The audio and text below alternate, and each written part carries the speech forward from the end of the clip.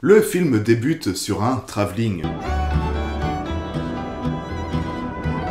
On sait qu'au sein de la cinéphilie, le travelling est probablement l'un des mouvements de caméra le plus reconnaissable par le spectateur, le plus stylisé également, et peut-être même le plus symbolique. Pour certains, il est une affaire de morale quand, lors de la sortie du film Capot, le réalisateur use du travelling pour montrer la mort de son personnage.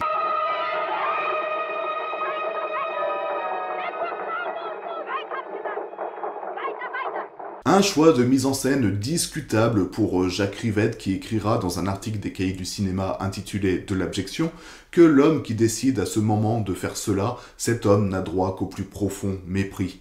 On a connu Rivette plus objectif, mais quoi qu'il en soit, cette phrase a fait date dans l'histoire du cinéma français en intellectualisant la démarche du travelling qui doit désormais répondre à des questions du genre « Puis-je filmer comme cela cette mort ? Ai-je le droit d'appuyer là où ça fait mal ? Pourquoi ? Qui suis-je ? Quel est mon but ?»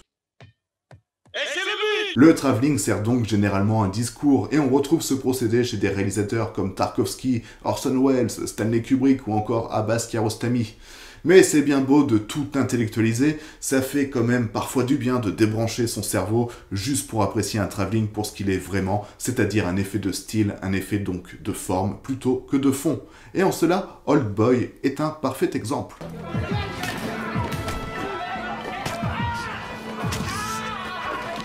Pour revenir à Transylvania, on est ici face à ce que l'on appelle un travelling latéral. C'est un travelling qui généralement caractérise un style de film particulier, le road movie. Et ça tombe bien, Transylvania est défini comme tel. Le travelling latéral a aussi cette particularité de nous placer d'emblée à la place du passager. On se laisse porter par le véhicule. De manière plus codifiée, l'emploi d'un travelling latéral dans de nombreux films signifie que l'on est en train de passer d'un monde à un autre. Et c'est également le cas dans Transylvania, où nos héroïnes ont quitté la France et viennent d'entrer dans les terres de la Transylvanie. Et en nous plaçant ostensiblement en passager du véhicule, le réalisateur tient aussi à nous dire que nous aussi, en tant que spectateurs, nous venons de rentrer dans un monde nouveau. On a donc cette ouverture du film en travelling latéral, filmé en voiture, montrant ainsi le début du voyage de nos héroïnes entre deux univers différents. Mais, chose étonnante, ce travelling se retrouve entrecoupé par plusieurs plans fixes.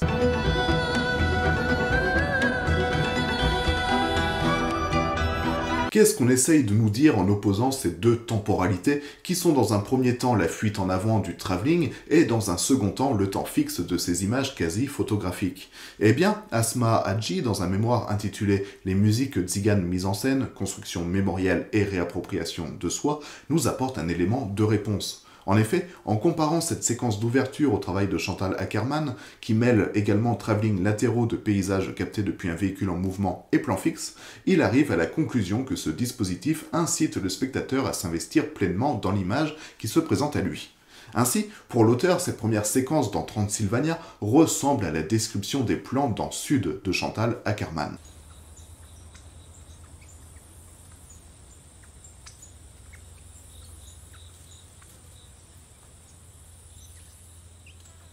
It has changed a whole lot since my time.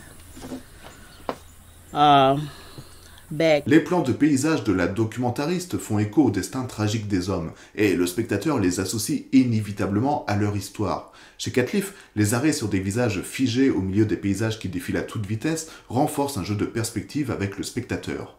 Le regard du spectateur se confond avec celui des protagonistes. Il croise des hommes et des femmes, puis des monuments et des paysages. En gros, l'humain, par ce dispositif, est assimilé au paysage. Et en plus de nous inviter à découvrir la Transylvanie, eh bien ce plan d'ouverture nous montre que c'est une terre remplie par l'histoire de ceux qui y vivent. Ainsi, avec ce prologue, le spectateur fait déjà partie de l'expérience de la route et du voyage. Et alors même que les protagonistes du film ne sont pas encore présents à l'écran, le corps du spectateur est déjà en fusion avec nos héroïnes et fait lui-même son entrée sur les terres de Transylvanie. Bienvenue à l'hôtel Transylvanie. Ne confondez pas ces deux films d'ailleurs, ils n'ont vraiment pas grand-chose à voir entre eux. Dans Transylvania, on est loin de la version édulcorée et cliché du dessin animé, puisque Tony Catliff nous offre une vision brute de la Transylvanie. On entre ainsi dans un monde de contrastes où cohabitent obscurité et lumière, tendresse et violence, amour et haine.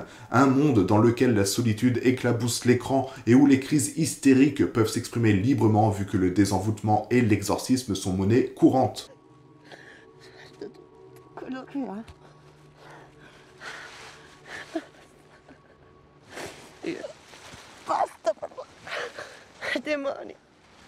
Dans ce film, nous assistons donc à la rencontre de deux êtres cabossés par la vie qui vont se retrouver ensemble, confrontés à la proximité que la violence entretient avec l'amour. Une relation qui est symbolisée ici par la rudesse des paysages montagneux où le froid et la glace composent avec le feu de l'alcool et de la passion.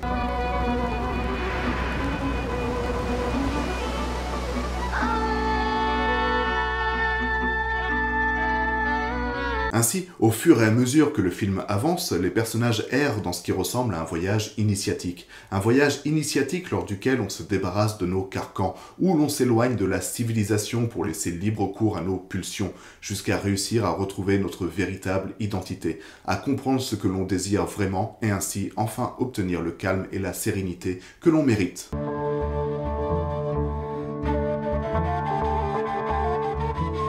On l'a dit à plusieurs reprises, la Transylvanie est une terre de contraste, mais c'est également une terre de cohabitation. Déjà, géographiquement, la Transylvanie occupe plusieurs territoires, que ce soit la Roumanie, la Hongrie, la Serbie, la Moldavie ou encore l'Ukraine. Voici le printemps. Il est triste, comme la guerre, mais tout va bien, nous les vaincrons tous. Au niveau des langues, c'est donc un peu le bordel, puisqu'on y parle aussi bien le roumain dans sa grande majorité, mais aussi le hongrois, l'allemand, le romani, les langues slaves et même à plus petite échelle de l'arménien et du grec. Cette cohabitation est plutôt bien évoquée par les paroles d'un musicien s'adressant à Zingarina. On est tous de la même famille ici en Transylvanie. On peut roumain, on peut cigain, on peut hongroise. Excuse-moi. Et à la suite de cette rencontre, et comme pour illustrer le propos, on enchaîne sur une longue séquence de rencontres musicales entre différentes communautés qui s'alternent les unes à la suite des autres. Le spectateur est donc promené d'une pièce à une autre, rencontrant dans un premier temps un groupe qui sera défini comme Tziganes.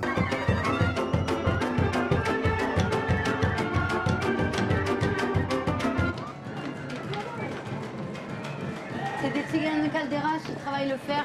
Puis, dans un second temps, des danseurs traditionnels vont se joindre aux musiciens et leurs vêtements ainsi que leurs danses vont évoquer le folklore roumain ou hongrois.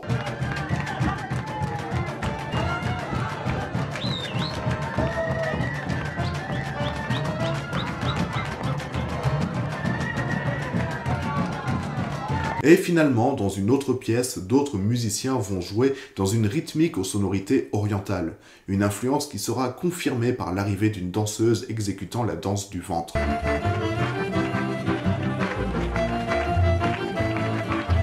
On est donc ici dans un lieu où plusieurs cultures se retrouvent et parviennent à partager un territoire dans la paix, faisant de la Transylvanie une terre de métissage. Je suis métis, un mélange de couleurs.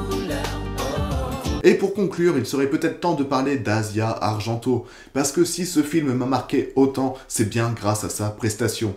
Tony Catliff dira lors du Festival de Cannes de 2006, où Transylvania fut projeté comme film de clôture, que Asia ne se protège pas pendant le tournage, ni physiquement, ni psychologiquement. Elle donne tout. Elle s'expose dans le froid extrême ou dans le vent, sans se soucier de son visage. Elle se livre totalement, sans aucune retenue. J'ai ressenti sa participation au film comme un magnifique cadeau. Du coup, je me suis senti une incroyable responsabilité vis-à-vis d'elle. Asia possède une force rare que je n'ai rencontrée que chez les gitanes. Et en effet, dans Transylvania, Asia Argento va incarner une femme puissante, comme c'est d'ailleurs souvent le cas dans les films de Catliff.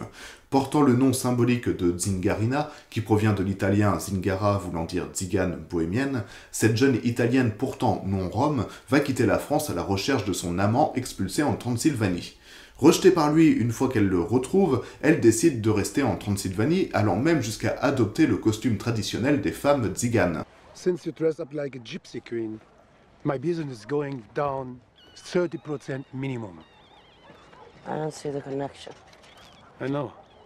But it's fucking clear. Only you, me and dogs like gypsies in this fucking road. De femme superstitieuse et amoureuse, elle va donc se transformer en nomade, survivant de mendicité et de rencontres au fil des routes. Plus que d'incarner un stéréotype de bohémienne à la Esmeralda, Catliff va dépeindre Zingarina comme une femme puissante, sauvage et libérée, et va lui associer une force similaire à celle des femmes roms et à leurs difficiles conditions de vie dans une société patriarcale et raciste. Société, tu m'auras pas. Chez Catliff, hommes et femmes se superposent, mais également toutes les autres marginalités, tous les autres qui ont tendance à effrayer le regard de la norme. Mais même si Zingarina est une femme forte, c'est également celle qui souffre le plus, si bien qu'elle a besoin de se protéger du regard des autres avec un œil dessiné dans sa main. Tony Catliff dira à ce sujet « Elle ne supporte pas le regard des autres et elle s'est dessiné cet œil dans le creux de sa main pour renvoyer leur regard à ceux qui la dévisagent. Quand elle referme la main, une barrière de chemin de fer se baisse, bloque la route. Ce signe va changer sa vie. » Cette souffrance fait la force de cette femme rebelle en créant un personnage de guerrière passionnée apportant un mélange d'assurance et de fragilité. Mais pour conclure, il est intéressant de se rendre compte que dans Transylvania, le réalisateur ne prend jamais position dans son discours, qu'il soit misogyne ou féministe. En fait, son personnage féminin est un personnage qui transcende, il est au-delà de l'identité de genre et se rapproche plutôt d'un retour au cosmos, à l'animalité et à la nature. C'est un personnage qui s'est libéré des frontières et des clichés pour devenir puissante et libre. Elle ne cherche pas la sécurité dans le mariage, mais au contraire est constamment en mouvement jusqu'à devenir nomade. Zingarina est donc un personnage qui se déracine de tout ce qu'elle croyait connaître, qui échappe à la bien-pensance occidentale pour acquérir une liberté féministe, voire même une liberté existentielle. Et c'est là que se trouve le message du film à mes yeux, c'est-à-dire que l'identité de genre, mais plus globalement, les identités ethniques ne sont que des constructions sociales contre lesquelles il faut résister quand elles sont régies par des rapports de domination et d'exclusion. Et force est de constater que ce message est malheureusement toujours d'actualité. Alors, comme qui dirait...